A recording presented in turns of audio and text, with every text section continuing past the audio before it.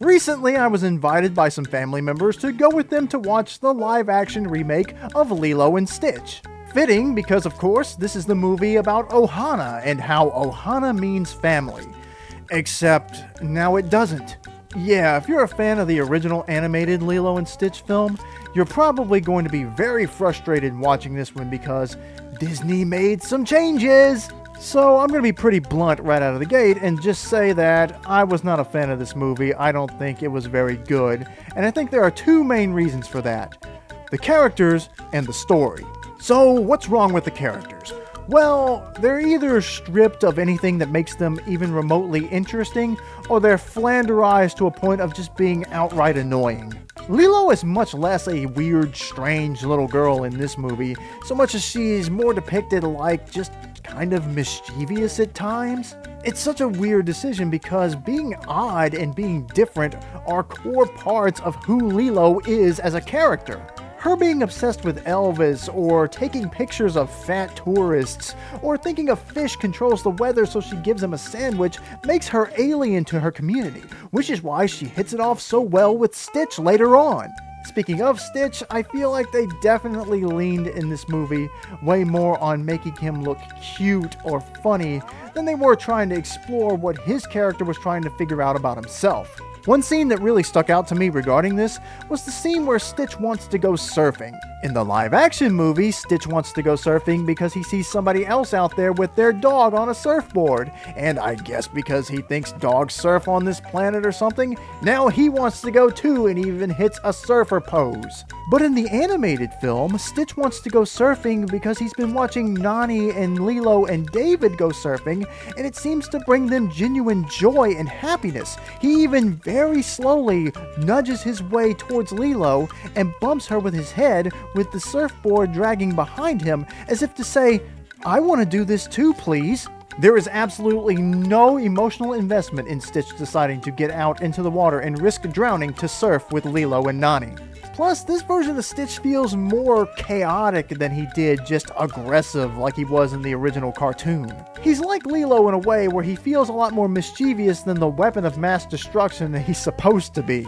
And this film never slows down to actually get inside of Stitch's head. They completely removed the metaphor of the ugly duckling from the live-action movie, and it worked so well. You know what else they removed from this movie?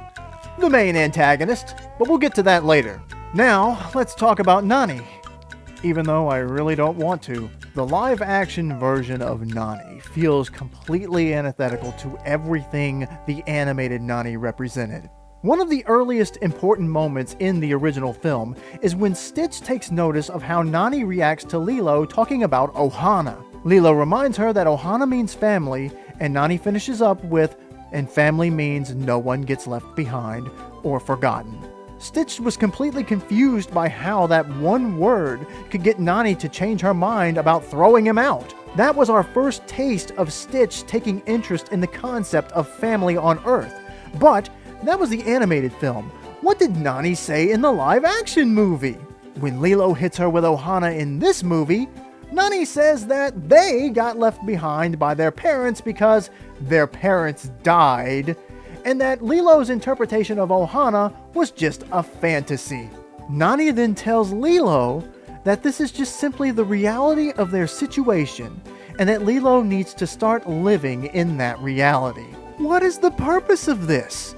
Especially in the context of later, these characters find out that they've been living with an extraterrestrial being this whole time. They want to smack you right in the face with the fact that this is a live-action adaptation of this movie by telling you, in the script, this is reality.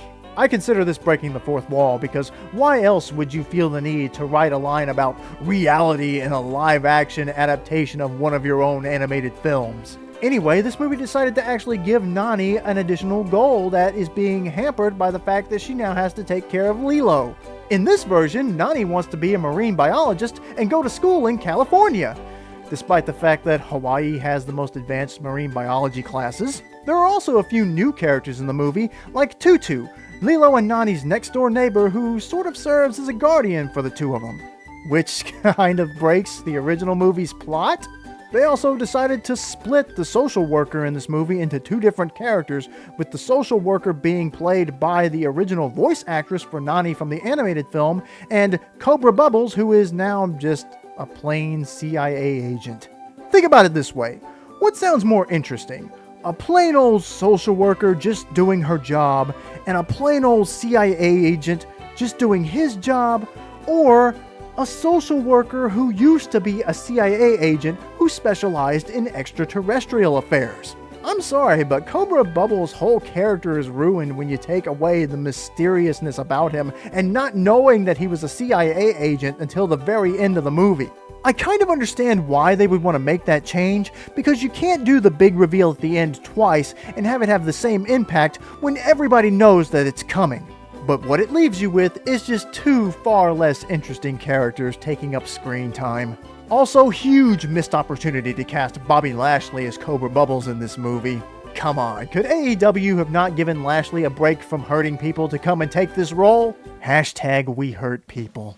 Now what about David in this movie? Nani's sort of love interest who thinks he has a nice butt and he's sort of into her too? How's he doing in this movie? Well, he's a nerd. Yeah, our first glimpse of David in this movie, who also happens to be related to Tutu, and so they live right next door to each other now. He just sort of bumbles and fumbles over his words because he's so intimidated by Nani, and he just seems like such a geek. In the original animated movie, David's just sort of this happy-go-lucky guy who's always in a good mood, which balances out Nani and Lilo's constant state of stress and worry. He's the guy that encourages them after Lilo and Stitch run everybody off of the beach to go out there and surf and just relax and stop thinking about all the things that are bothering them for a minute, which leads to Stitch wanting to surf with them and truly connect with them as a family for the very first time. Also, on the day that Child Protective Services are coming to take Lilo from Nani in the animated film, David runs and tells her he's found her a job trying to keep Lilo from being taken. He was both a brotherly and fatherly figure to Lilo in a way, just like how Nani became her mother even though they're sisters. In the live-action version, he's just a dweeb who gets all googly-eyed and weak in the knees whenever he's around Nani because she's a pretty girl. Now, let's get to the good stuff. Jamba and Pleakley. In the animated film, Pleakley is a fairly competent Earth specialist. He knows more than anyone else about what goes on our little world. In the live-action version, he's an annoying and needlessly hyperactive pest. They took this character, where the humor was primarily centered around the fact that Pleakley believed that mosquitoes were an endangered species and that humans were a protective source of food for them. And they turned him into a character that just wants to hug everybody all the time for no reason, and he really, really likes to hug. Is it so hard not to understand that just because a character is supposed to be funny and comedic doesn't mean that they're supposed to be stupid and annoying? And finally, let's discuss this film's main antagonist. No, not Captain Gantu, he was completely cut from this film. I'm talking about Jamba. Yep. Jamba. When I was watching this movie and I saw how they were presenting Jamba in live action, my first thought was they were trying to soften his villainous air that he had at the beginning of the animated film. Sort of like the Cobra Bubbles change where they make him a CIA agent right out of the gate because we already know that's going to happen. I figured they were already preparing us for the eventual face turn that Jamba has in the later part of the story. Boy, was I wrong! In this film, Jamba is just straight up evil. There's not even a hint of gray here. None. He just straight up wants to destroy things. He even outright mocks the idea of having a family connection and says it's all meaningless. In the original film, we see Jamba and Pleakley constantly spying on Stitch, waiting for their opportunity to nab him. But even when they're still on the side of the bad guys, Jamba reflects on seeing Stitch struggle with accepting that he's stuck on this island with nothing to destroy when his core design and desire is to break everything around him, and he doesn't even have memories to comfort him in this struggle. That one little conversation there was to give us a taste of Jumba's eventual good guy turn, to show us that he's not just a raging evil scientist. Sure, him deciding to let Stitch go and to help Nani get Lilo back is played off as a joke because Stitch is very persuasive, but it means that you're not supposed to judge a book by its cover. That's the lesson they want you to take away from that. Live-action Jumba sounds more like an angry dork, like he's just mad for no reason and he completely just doesn't care about anything whatsoever because he sees it as beneath him.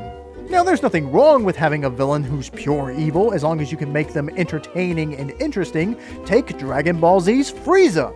What makes Frieza work as a pure evil character is that his presentation is so strong. He speaks in a very cold way, completely and utterly unbothered by the amount of pain that he inflicts on random people or even his own servants.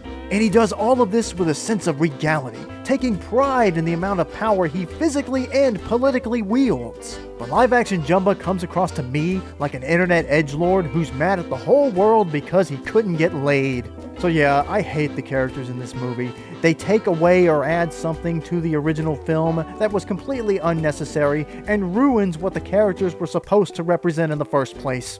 And honestly, I just don't think that this story works in the modern era, with technology being what it is. The original Lilo and Stitch film came out in 2002, well before it became commonplace for everybody to have a cell phone, or for Discord servers to exist, or for the concept of FaceTime like we saw in the Jetsons to become a real thing. Staying in contact with somebody after they've moved away is just far easier these days than it used to be. Not that that even matters in this movie, because in the live-action movie, they give Jumba a portal gun that Stitch takes away from him and ends up with Nani at the end of the movie, so that once she moves off to California to become a marine biologist, she can just teleport between there and home, willy-nilly, whenever she wants. It's a totally lazy and unrealistic way to end this movie that was previously beating you over the head with the fact that this was reality now. Oh yeah, I forgot to point out the biggest elephant in the room here. Nani actually agrees to give up custody of Lilo in the live-action movie.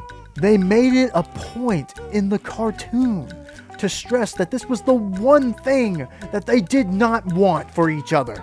In the original, when Nani is told by Cobra Bubbles that he's going to have to take Lilo from her, which by the way added more character to him as well, we see Nani and Lilo sitting in a swing together as Nani sings Aloha Oi to her, because this is supposed to be a very sad moment. This is them saying goodbye to each other. In the live action, she still sings the song, but the mood of the scene is presented in much more of a way to suggest that Lilo being taken from her is just going to be more of an annoyance than anything else, just something that they're going to just have to get used to. Nani doesn't even seem to be too bothered by the idea of having to give up Lilo. They even try to add a little more positivity to this whole message by having Lilo expand upon a line that she had both in this movie and in the original. In both versions, there's a point where Lilo tells Nani that she liked her better as a sister than a mother, but in the live-action version, in the Aloha Oi scene, Lilo decides to add to that original expression and tell her that Nani was actually a pretty good mom too. This version of this scene feels more like they're telling you that this is just the end of the chapter. There's more to come for these characters later, it's just gonna be a little different. Whereas in the original animated film, they tell you no, this is the end of the story. This is the bad ending, in fact. This movie is explicitly clear that the idea of Lilo being taken from Nani is not necessarily a bad thing. And they made sure to have Nani being a marine biologist was being hampered by having to take care of Lilo. She couldn't have both of those. She was going to have to give up one of them. So let's review some of the reasons why this movie sucked. 1. All of the characters are worse versions of their previous counterparts. 2. The story just doesn't work as well in the modern era, with communication being as advanced as it is right now, especially when in the movie they introduce a fictional portal gun that just solves all of their problems. And 3, they removed the main antagonist in Captain Gantu and just put Jumba in his place, which ruins Jumba's character completely and takes away more of that unique element of Lilo's bigger found family from the original movie. My final thoughts are, don't go watch this movie. If you've seen the original animated film, you've seen the best version of this story. And all this movie really did for me is reinforce my belief that these live-action remakes of all of these animated films that Disney keeps churning out don't need to exist. And I didn't even talk about things like Jumba and Pleakley actually transforming into humans in this version, as opposed to dressing in human clothing and in drag like in the original film, which was clearly done for two reasons. One, to save on the budget, and two, not to be accused of spreading wokeness.